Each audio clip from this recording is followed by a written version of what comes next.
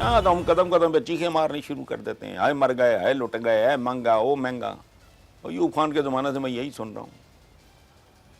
वो चक्कर चुक्कर काट के कहते हैं ना जी, वो पंजाबी का मुहावरा है, खोती बोर्ड थले आ जाती है, फिर वही चोर, वही डाकू, वही फलाना।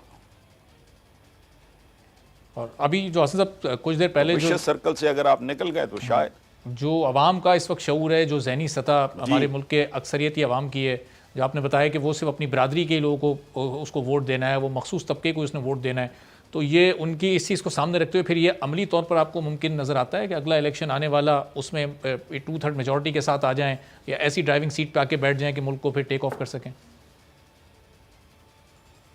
मेरा नहीं ख्याल, सच्ची बात है। और मैं आपकी जो शैम 2 नंबर जाली जमहूरियत है, देखें एक मिथ है ना कि जी चुड़ैल है, वो एक खूबसूरत औरत का रूप धार लेती है, बंदा उससे गले मिलता है और वो अपने दांत गाड़ देती है उसकी शारग में।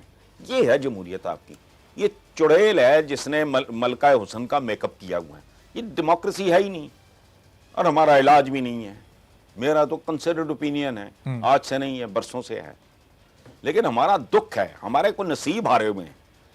जो डिक्टेटर आता है वो उसको डेमोक्रेसी का दौरा पड़ जाता है, जो डेमोक्रेट्स हैं उनको डिक्टेटरशिप का दौरा पड़ जाता है। कोई आई डोंट नो, हम पे किसी ने तावीज़ किए हुए हैं।